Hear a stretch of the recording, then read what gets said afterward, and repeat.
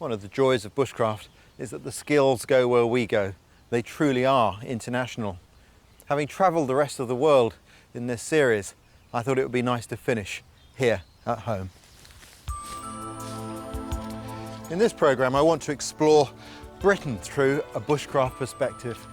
One of the things that makes this such an interesting country to study bushcraft in is our ever-changing seasons, because as they change, so does the bushcraft. It's a spectacular and unsung story where looks can be deceptive.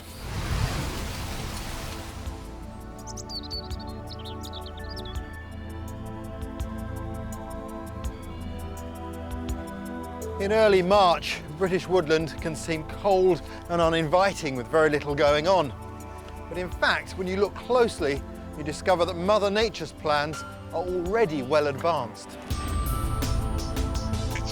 Right now, inside these tiny buds, birch leaves are poised, waiting to happen. All they need is one last surge of energy, which they get from the sap beneath the bark. At this time of year, it really pumps up through the tree for just 2 or 3 weeks in the year. And that is the ultimate sign the spring has actually arrived.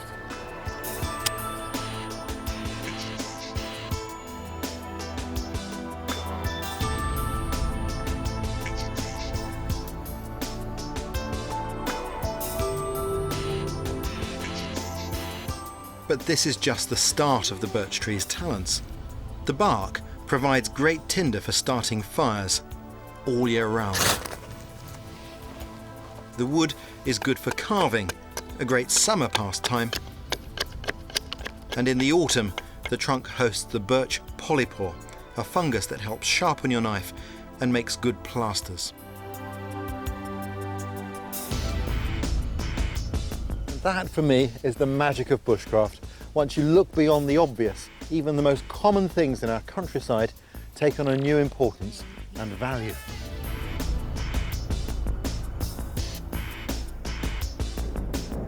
No matter where you live in these islands, British bushcraft has something to offer. It's what inspired me to this profession nearly 30 years ago, and it's why I still live here today.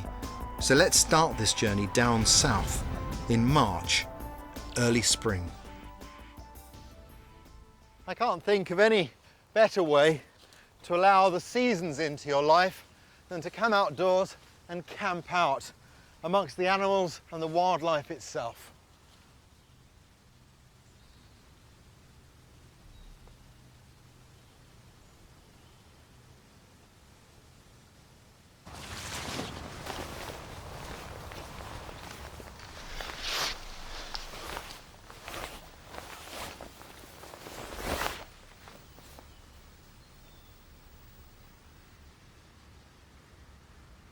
Tarps are incredibly versatile.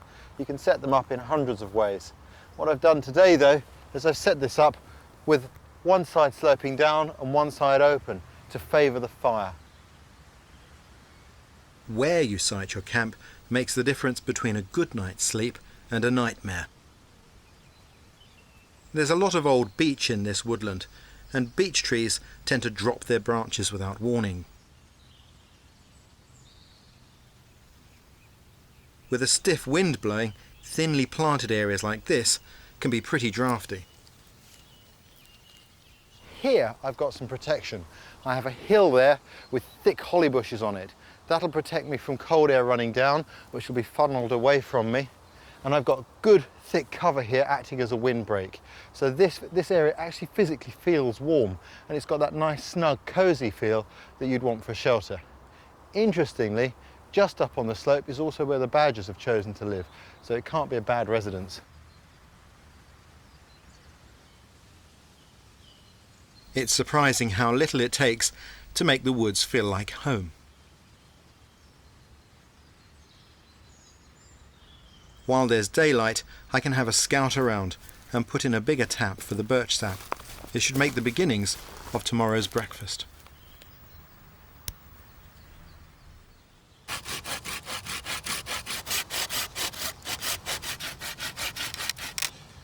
This is one of the rare occasions when I don't actually want a piece of wood that's perfectly straight. What I want is that kink because it's got a purpose.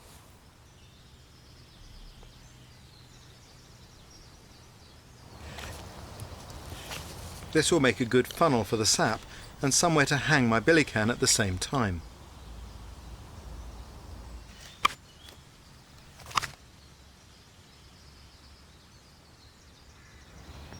A layer of cloth stops other bits of the forest falling into the harvest.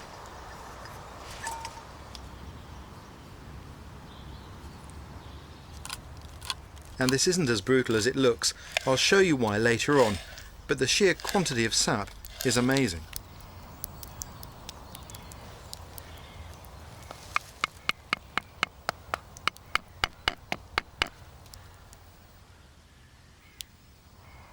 At this time of year, at the end of winter, when there hasn't been much in the way of green food for a long while, birch sap provides a very welcome drink of both sugar and vitamin C.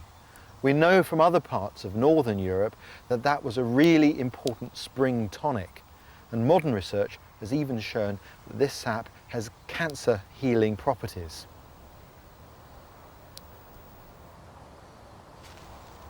The average tree could fill this can by the morning and not be damaged by the loss.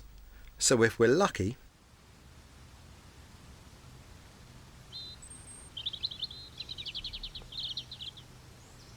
but what else is there in early spring in a British forest?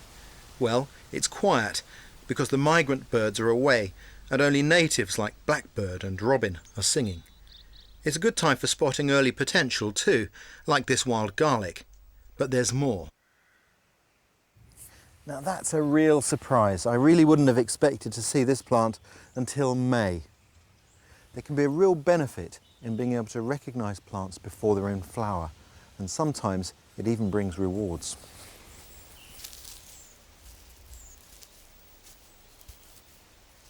What I found is a pig nut, but it needs careful handling. The stem gets thinner and bends just at the bottom. Now that's only a very small pig nut. They do get sometimes the size of a golf ball. And what you do to eat it, if you just squeeze it between your fingertips, its skin comes away, peels away really easy, along with it all the grit and soil, and you can just eat that raw. And they are absolutely delicious. A real spring delicacy. Lovely.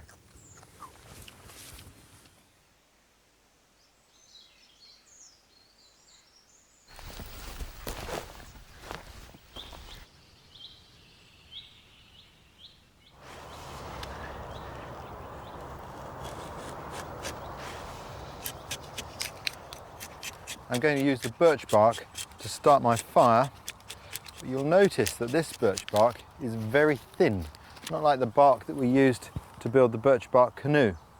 The warmer the local conditions, the thinner the skin on the birch tree. Here, it's very thin, too thin to make birch bark canoes. Great pity.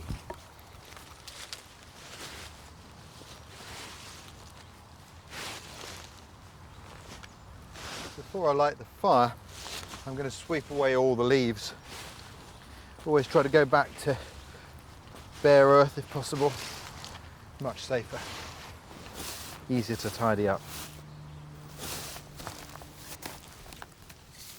Wherever you are, however remote or wild it may seem, it's still essential to seek permission before you start lighting fires or camping. But it's worth it.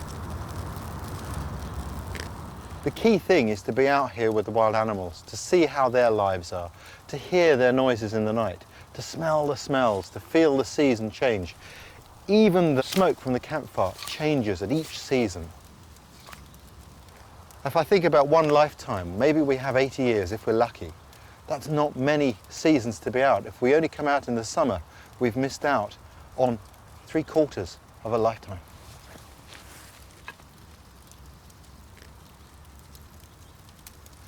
There's nothing worse than a poor night's sleep. To be comfortable out here, you need 3 things. A bivvy bag, which is waterproof, windproof, and yet allows your sweat to escape. A good sleeping bag, and underneath you, most important of all, a sleeping mat. This is an inflatable sleeping mat, And by putting it in the bivvy bag, it means you won't slide off of it in the night and wake up with a cold back. That's all there is to it.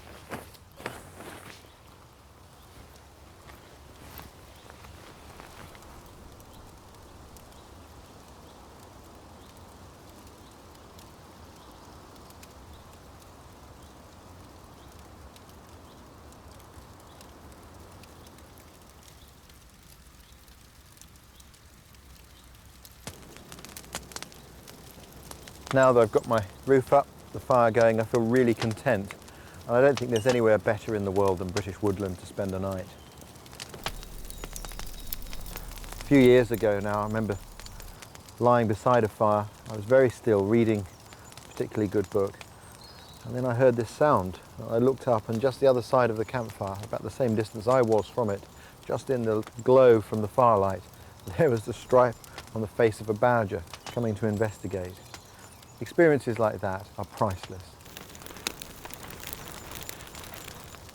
And maybe that's why I always seem to sleep better in the woods.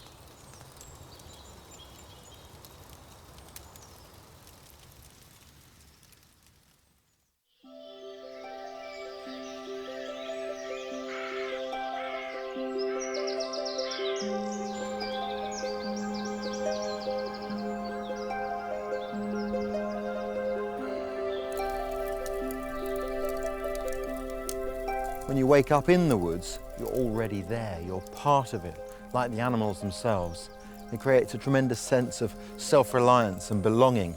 It's an experience we should all have on a regular basis, just to remind us who we are and where we come from.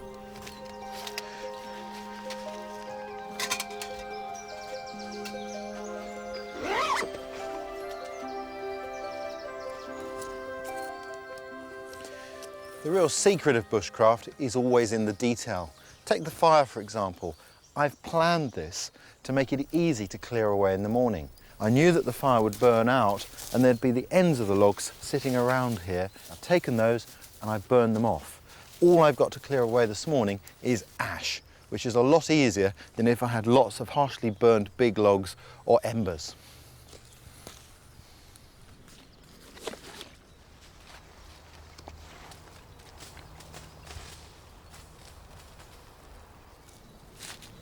I douse the ash in water and scatter it by hand. It's only by touch that I can be certain there's nothing still smouldering or hot. And because roots can burn underground, I have to check that the ground is cool as well before I can leave it. Nature provides us with the firewood. This is the price we pay, giving a bit of respect back, taking good care of the very thing we enjoy most. And that means leaving a campsite looking as if no one has ever set foot here.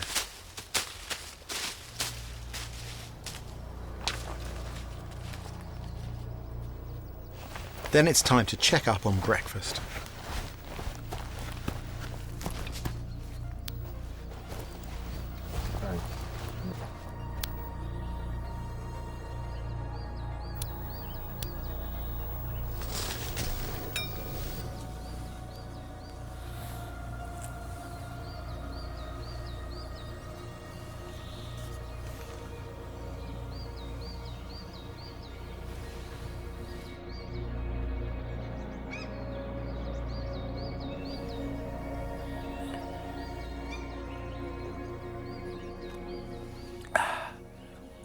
That's fantastic.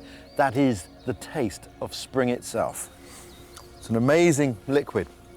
You can do lots with it. You can make it into beer, you can make it into wine, you can even boil it down to a syrup. Although my favourite use of that is to turn it into an ice cube with a little mint leaf in it to drop in a good single malt. Fantastic.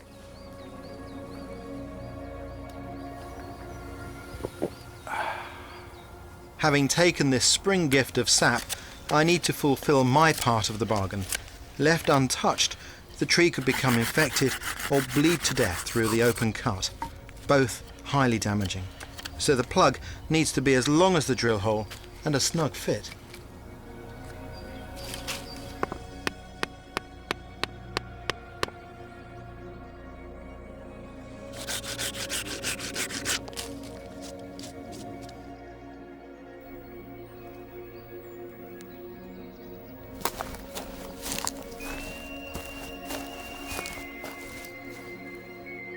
March then has the amazing treasures of early spring, but as nature rolls on and April turns into May, late spring brings its own unique portfolio.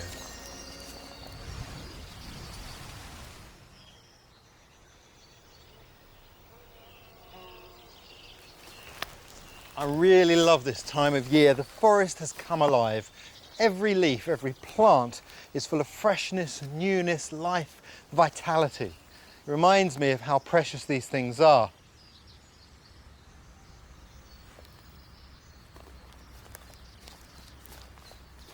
It's really easy at this time of year to come into the woods and just see the bluebells. But perhaps one of the key secrets to bushcraft is to look beyond the obvious and really see the potential. Hiding in amongst the bluebells are several really useful plants. For example, this is a red currant here, and if you look carefully you can see that the fruits are already developing on there, hinting at the harvest here in a month or so's time. At the base of the red currant are little wood sorrel leaves here, look a little bit like clover, but these grow in the shade and taste like apple peel, delicious. And over here is my old friend the pignut, just coming into flower.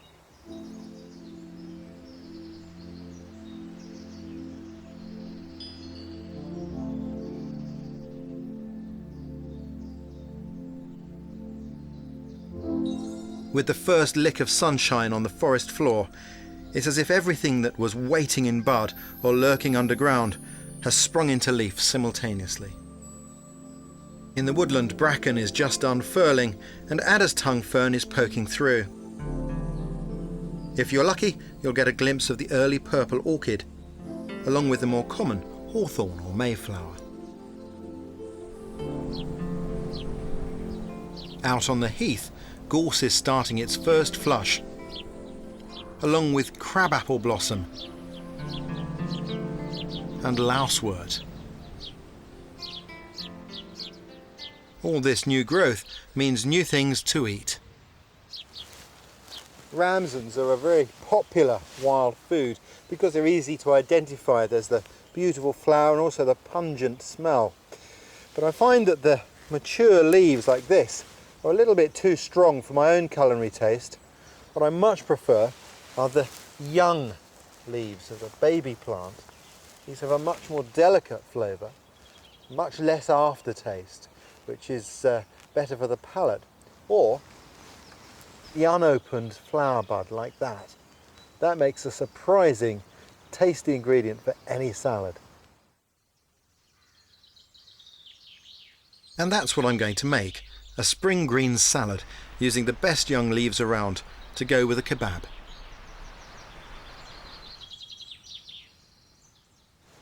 In the forest, the hardest part of a salad to recreate is the lettuce component.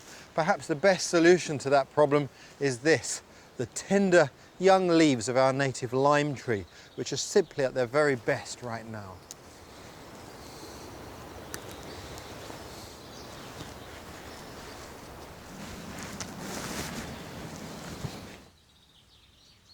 Crabapple blossom has a nice sweet tang to its petals too.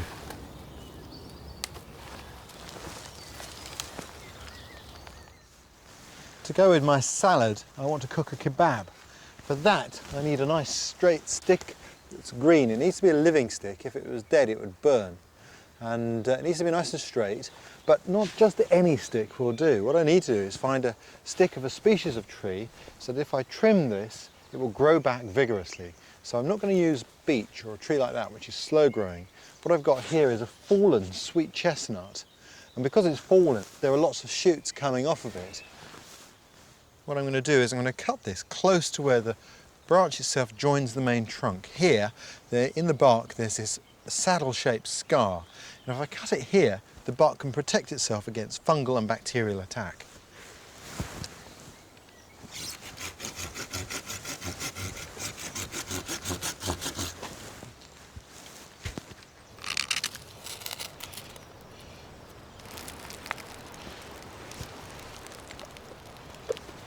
There's a host of different ways to build a fire, depending what you want it for, and our British woods all burn slightly differently. Some give more heat, some more flame, and knowing which does what is helpful.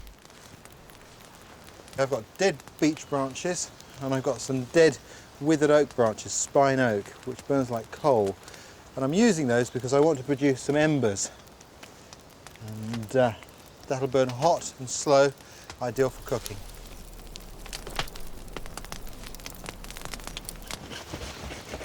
Bark can harbour bacteria and when heated give a bitter taste to your kebab, so it's best to clean it off.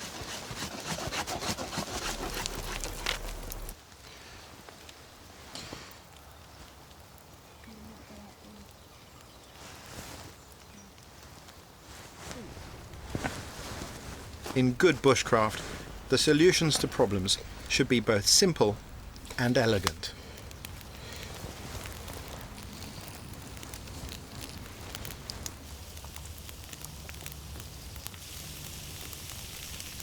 Salami is a really useful thing to carry with you as an emergency food. It's got a lot of fat and protein in it, which helps to keep you warm. Also, when you cook it like this, it just tastes fabulous.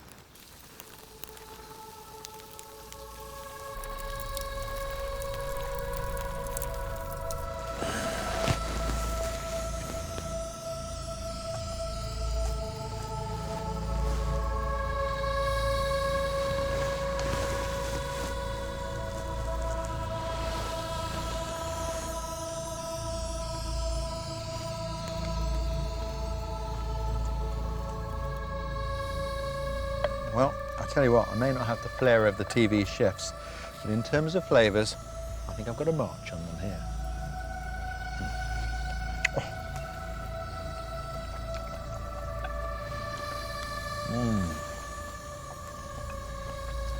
For British plants then, May is all about new green growth. Tender leaves, early flowers, young shoots. Life taking off.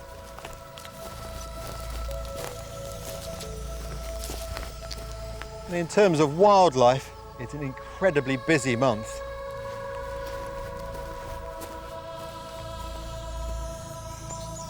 Hibernating animals are re-emerging and young ones are starting to appear in a trickle that soon becomes a torrent.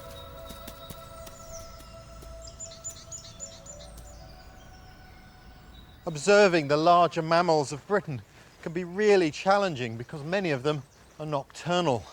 But you can gain a fascinating insight into their nighttime activities by piecing together the signs and traces, the tracks they leave behind in the night. The challenge is that it demands an entirely new way of moving and looking at the outdoors. To track, you have to slow down, and you achieve that by switching on your senses and turning up the volume of what you can see and feel around you. What I'm searching for are things that are out of place, things that shout at me, this is not as it should be. Finding those things requires you to be passive, to take in the overall view and let your subconscious search the picture and find them. The harder you look for them, the more narrow your field of view and the less you see.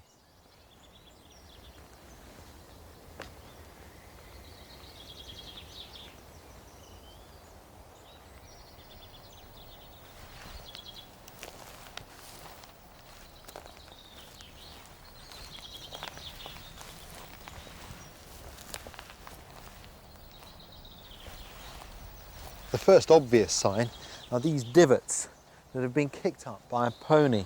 And when I look really carefully, I can actually see a tail hair that's come. It even tells me the pony had a black tail. There's also some other hair here, but this is different. This is the hair from a fallow deer. Several nights ago, a fallow deer has laid down here. It could even have been in the daytime. And it's scratched out some of its winter coat, which is what it's left here. At this time of year, the coat is changing from winter to summer. And one of the reasons I know this is deer hair is that it snaps really easily.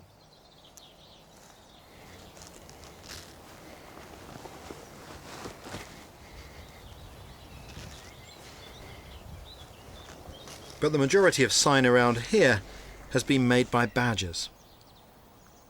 The area is strewn with badger holes, more than 15 I'd say, and some of them are active.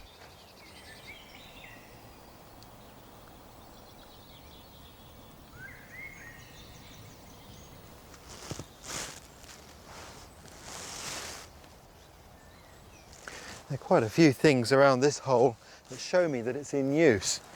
When I look carefully, there, trapped on that root, there's a badger's hair. It's much longer than the deer hair and it doesn't break. It's not brittle. It's a little bit springy, rather like our hair. Then there are a couple of other things I've noticed. Here, I've got a piece of bracken frond, and you can see from the moisture that that's been broken off within the last 12 hours. And over here is a bluebell bulb which has been dug up. Badgers like to eat bluebell bulbs, and sometimes when you walk through the woods you can hear this crunching sound like people crunching on pickled onions, and that's the badgers munching on the old bluebells. Fantastic sound.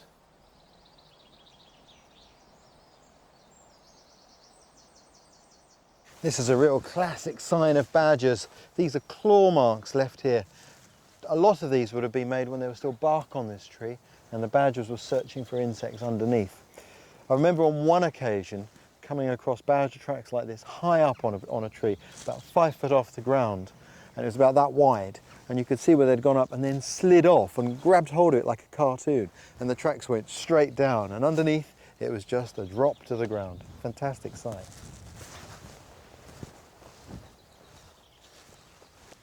Once you've got your eye in for typical badger sign, it's easy to spot other sets. This sand is the spoil from recent digging, creating the perfect oval badger-shaped hole.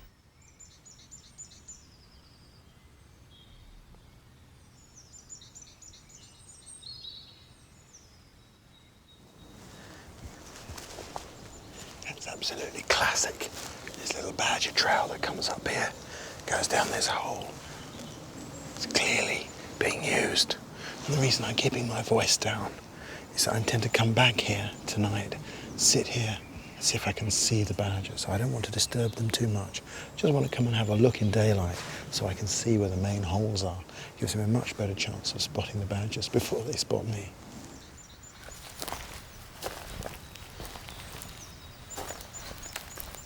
But before I get myself settled, I've one thing to do. Recognising animal tracks is a difficult but useful skill to learn, so I'm making a sand trap here, on a path the badgers use regularly. Hopefully we'll get good clear prints by the morning. There's only one thing left now, and that's to choose the place to sit. The first thing I need to do is just test the breeze a little bit. I'll throw these leaves up, and they're blowing back behind me. That's important. If I were to put myself up here, it wouldn't work at all because my scent would be blown down to the badgers and I won't get to see them. So what I'm looking for is somewhere on this side here. Where I've hung my coat, there's that beech tree. That looks really good because there's an overhang creating a bit of shadow, and I can lean up against that and be comfortable and still for long periods. So that looks ideal.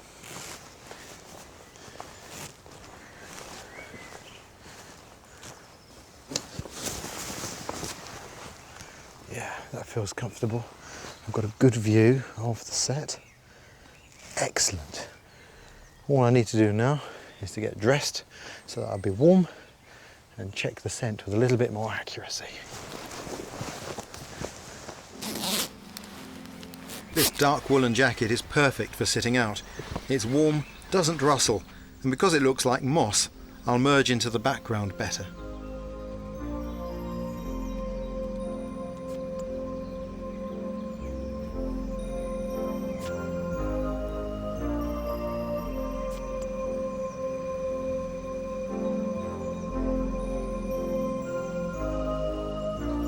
There used to be a high seat in the New Forest, and somebody, nobody's quite sure who, but somebody had carved in it advice to the stalker of the deer, and it said very simply, sit still, look long, and hold yourself quiet. And that's very good advice. Advice I'm going to follow tonight.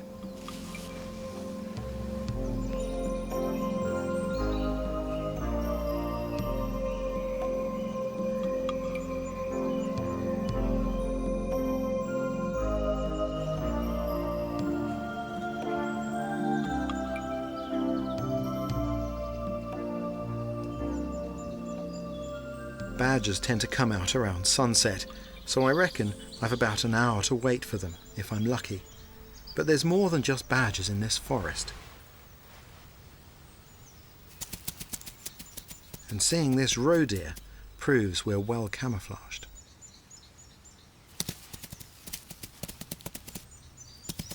I think it heard the sound of the camera.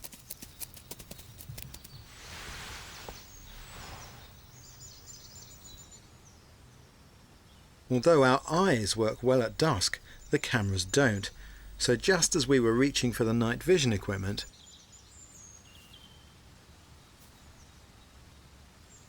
there you go, there's one there just in the shadows, looking straight over this way, sniffing the air, not quite sure.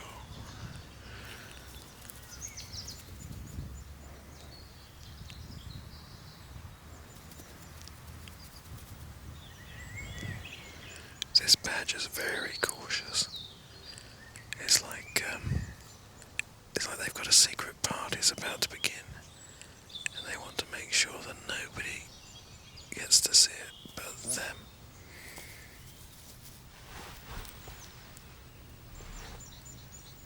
it looks like it's the main hole, but then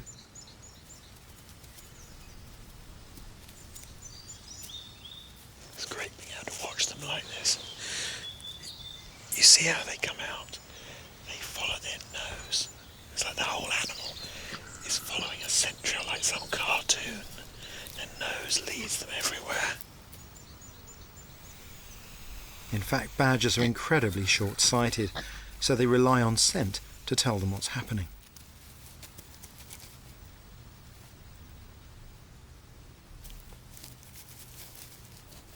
All we need now is for one of them to walk in our sand trap.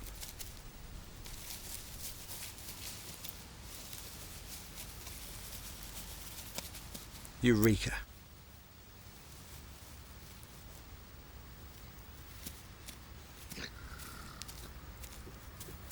Even better.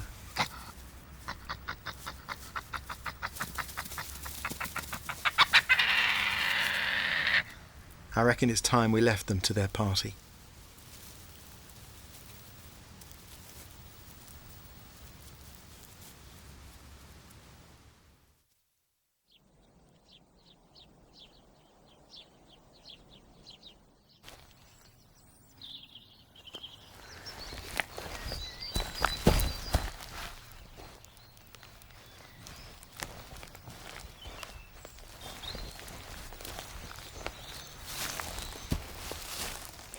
That's really nice. The badgers have been very helpful and given us the most wonderful footprints here to have a look at. Here you can see a lovely forefoot of the badger with the claws showing very clearly, the long claws they use for digging. And you can see, look, 1, 2, 3, 4 toes, but actually they have 5. The 5th toe's here. You have to look very carefully to see it. Because they have a wide foot, in hard ground that won't always show. It's fantastic to be able to see all this detail. And I think this mark is made by the badger's nose as he's snuffling around for worms and whatever else he can find. You can actually see there, in there, where the tip of his nose has been, where he's been having a little nose around for things. Wonderful. It's great looking at soft ground because there's so much detail. And once you've seen what sign the badgers are leaving, you can search for that too amongst the leaf mould all around here, because it's still to be found there, but it's more difficult. And when you start to see that, then you start to become a tracker.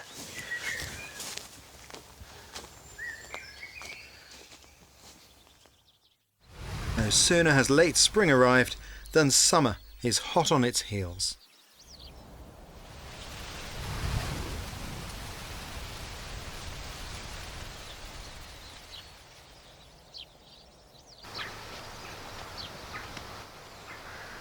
July really is a wonderful month. Warm sunshine, lush vegetation, and all the summer visitors here. Really couldn't be better. The thing I like most about this time of year is finding a quiet piece of woodland where I can sit tight, practice a few skills, and just relax.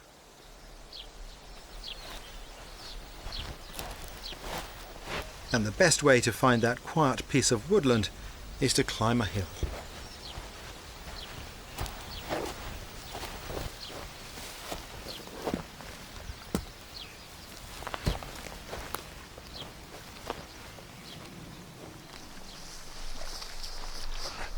When I look at the woods like this, I try to see them through the eyes of our ancestors. And they, of course, knew all of the trees in that forest with intimacy, because they all had a meaning and a relevance.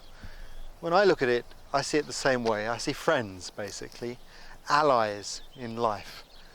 You can see there the light-coloured trees. That's a willow tree there. Good for firelighting, good for medicine, gives a string and other things. There's a lot of oak, and I can see birch trees, some ash, and various other things. And I think this is part of the magic of bushcraft, is it gives you a new view of your surroundings. And so if we're looking for a resource, we can come back outside of the forest, look at it, and find the tree we're looking for. It's often easier to spot it from out here than it is from in the shadows. It completely changes your view of the world around you. And all of a sudden you realise you've got friends just about everywhere you look.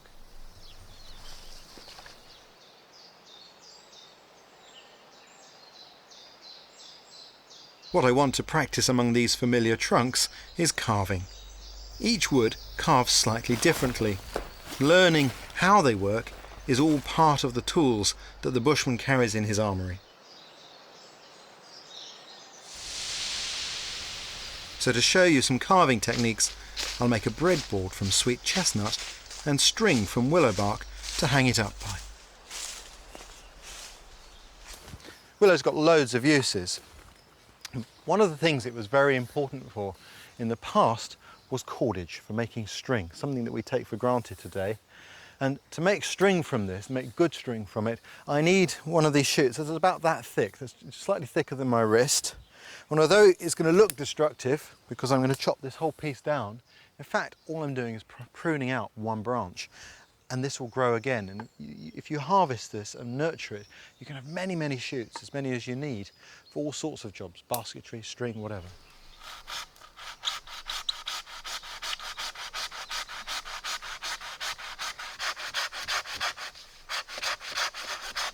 Whatever you take from the forest, I think it's crucial to repay the debt properly.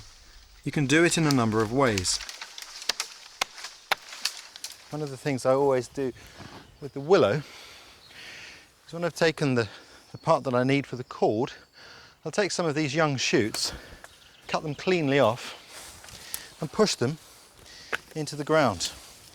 There's a very good chance, it being willow, that these will continue to grow and will root and become new trees. And I always make sure the cut is well tidied too, however awkward that may be.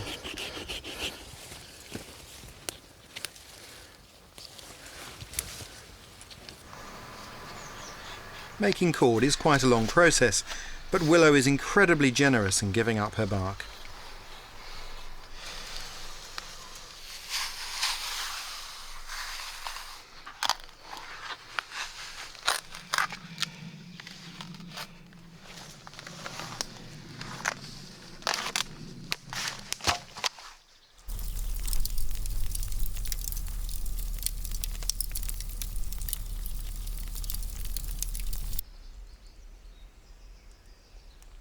What I've got in this pot is some ashes from an old fire.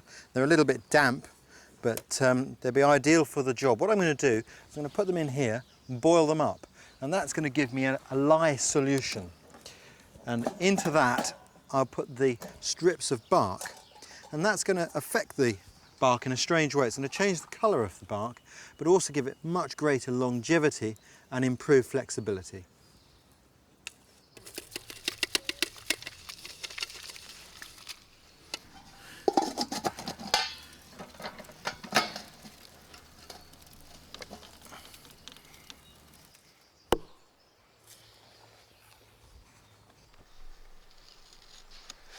I'm taking off the green outer bark because if I don't, it'll dry and shrivel and make all of the fibres brittle and prone to snapping. It's the inner bark that has the real strength.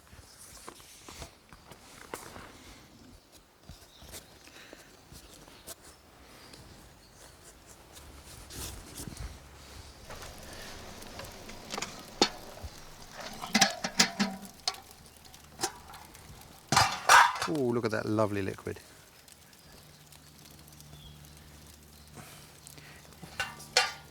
Lid on that.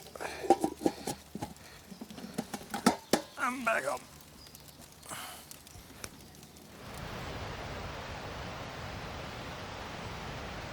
For my breadboard, I need a hardish wood that will split easily. Today, I'm going to use sweet chestnut.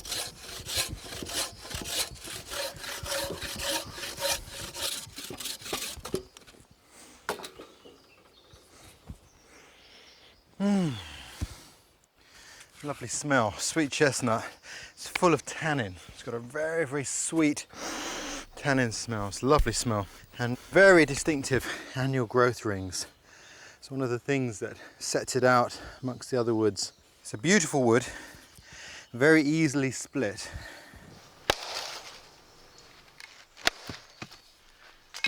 It means I need to choose my piece very carefully.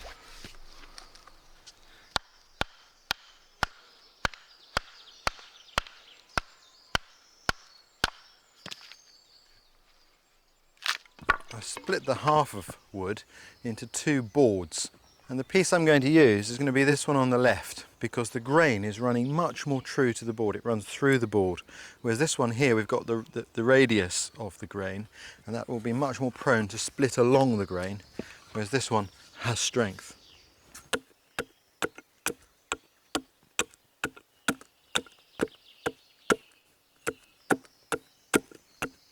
I can pare this down to a reasonable thickness if the axe is very sharp.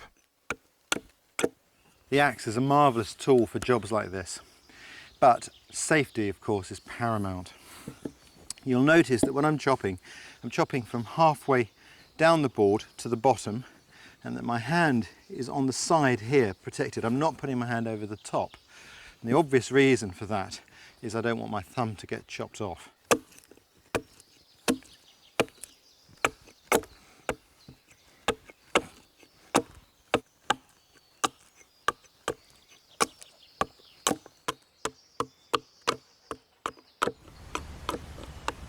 For the bushman, sweet chestnut is useful elsewhere too.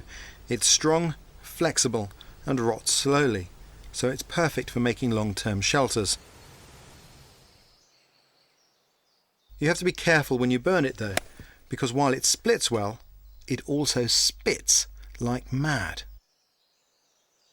The tannin in the wood will pitch your tools unless you clean them well afterwards. To make concave cuts, I tend to use the tip of the blade where it's narrower, because then you can turn the blade as you carve, giving you a nice angle. Of course, the blade must be sharp.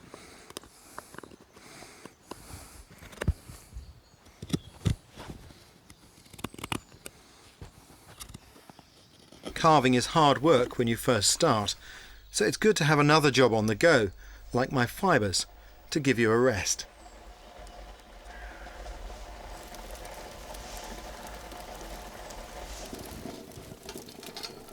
They've been simmering for about an hour now, and though they're a great colour, I'll have to dry them before I can use them. That's because bark shrinks most when it dries the first time.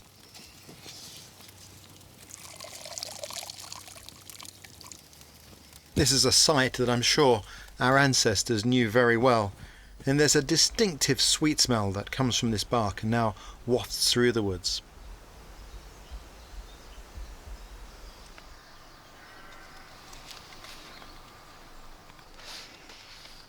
What I'm doing here, I'm just putting this little bit of embellishment onto the piece of wood. It's nice to put a bit of extra design work on there.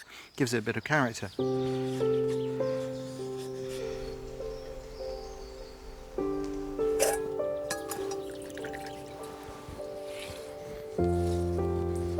And then to the string. And what I'm going to do, I'm going to bend this in half in the middle, about there, and start to twist the fibres both sides of the middle in the same direction, so that it will kink itself, and that will become one end of my piece of cord.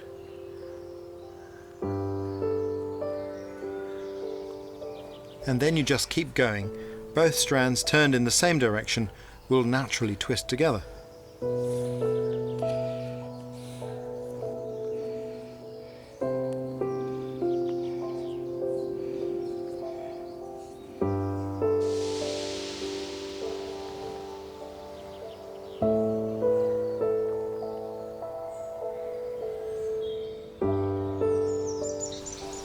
that's it for the summer.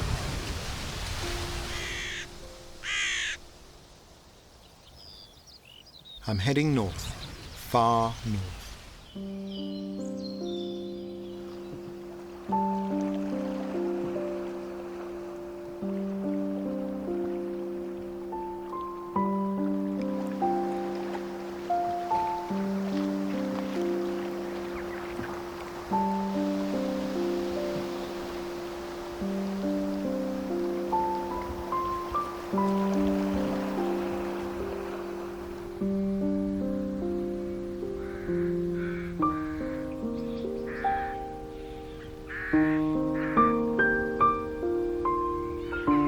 Well, seasons have moved on.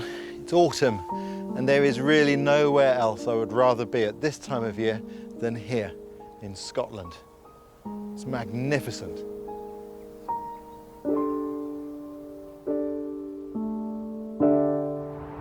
It's well over 20 years ago now since I first visited the Scottish Highlands in the autumn. It was so beautiful, I've organised a month's work here ever since, just to be a part of it. This whole landscape is great for bushcraft, but my favourite place to start is up in the hills with someone who knows them, looking for the wild red deer. Peter Ferguson is the stalker on the Rothy Mercus estate. There yesterday, stunning. Yeah. Beautiful, and that's lovely to see.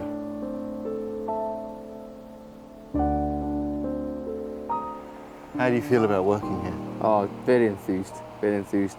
I never feel like not getting out of bed in the morning to come to work, which I'm pretty fortunate with, I think. I haven't seen his lordship yet. I haven't seen a big stag this morning yet, no, but might see something further out. Shall we? Yeah.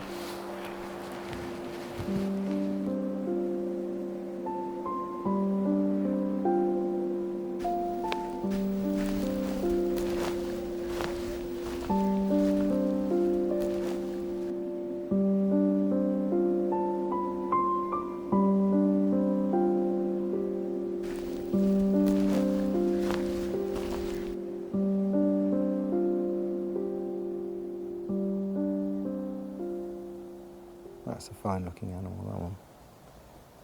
Yeah, he's a good stag.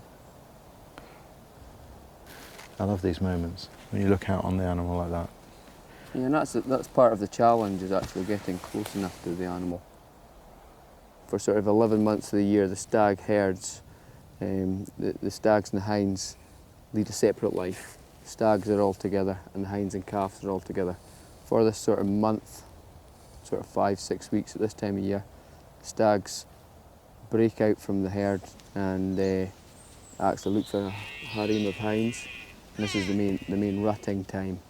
A lot of calling or roaring, as we say up here. And this is the time of year where you'll actually hear the sort of glens alive with deer.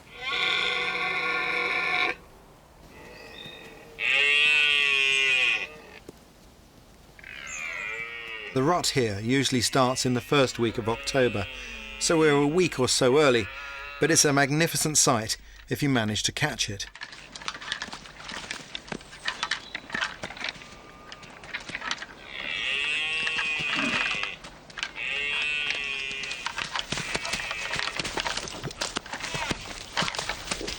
The wind does need to be on your side though, to see any wildlife at all, which it certainly isn't today. I don't know about you, but I'm looking at deer and I've got the wind on my neck, which is just wrong, isn't it? Yeah, it's been swirling about all day. Normally by this sort of time of day you'd maybe be expecting the wind to settle in one direction, but it makes it very difficult when the wind's so changeable. Yeah, and they're looking this way and they must have scented us. It's one of those difficult days. I mean, that's the challenge, isn't it? Yeah, You never know absolutely. what nature's going to throw at you. Yep.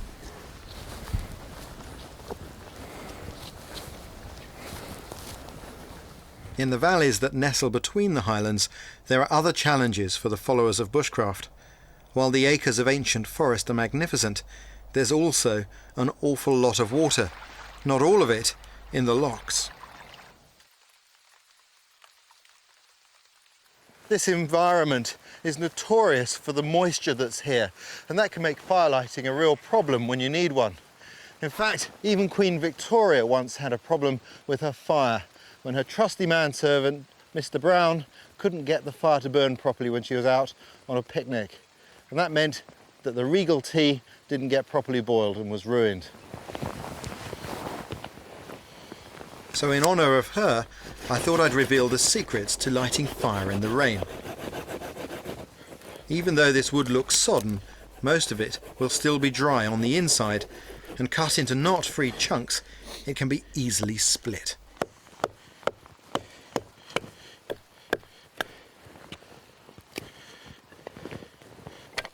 And this is the secret for Mr. Brown, if he's up there listening.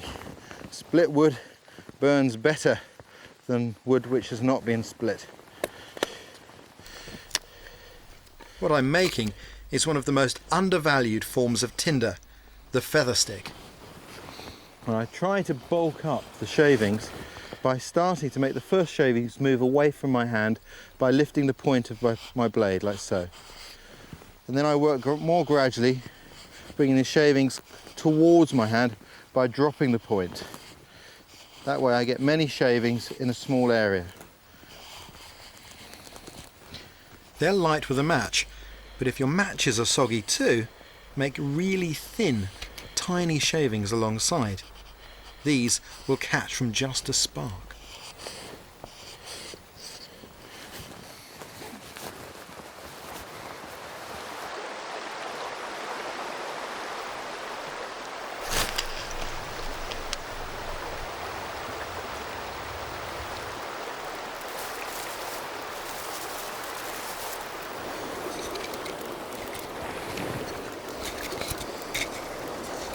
So I think if Queen Victoria was here today, we could assure her of a good hot cup of tea.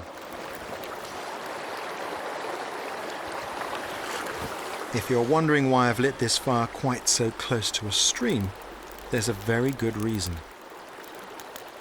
Here, the ground itself can burn. With all this moss in the forest, underneath you get peat. It's very important that we don't light a fire up in the forest itself, because we can set the ground alight and it can smoulder unseen for months sometimes before coming back to the surface and starting a forest fire.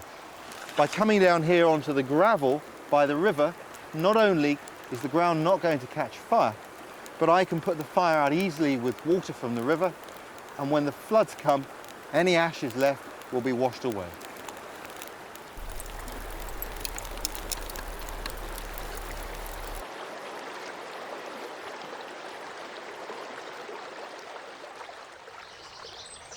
Down south, with the wealth of deciduous forest, we don't do too badly for autumn colour and opportunities, but all too soon.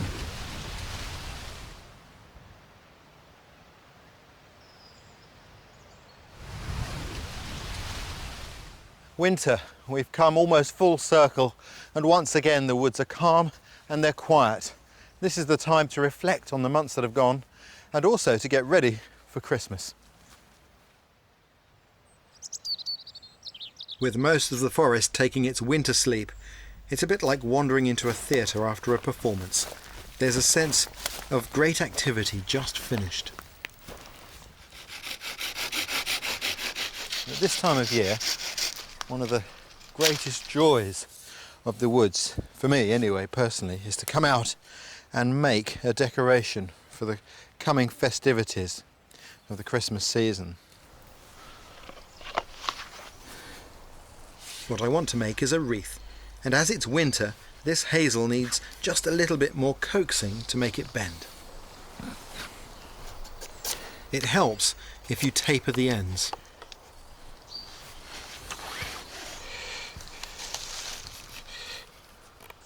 There. So that all sits together quite nicely. What I'm going to do now is I'm just going to bind those together. And that willow bark string I made in the summer is perfect.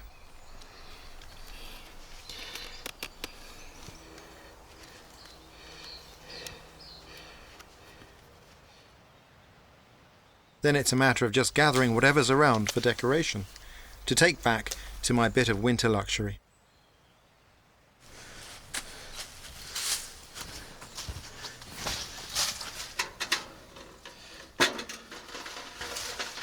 Great to have a tent with a stove in it at this time of year. With the long, cold evenings, it's perfect. And there's some real advantages too. A wood-burning stove like that with a chimney means that you don't get smoked out, you burn less firewood, and you don't leave any fire scar on the ground. The best thing though is if it pours with rain or it turns really cold, it doesn't matter, because that is a real home from home. It's designed for use in Arctic countries originally, and I've spent months living happily at -30 in one just like this.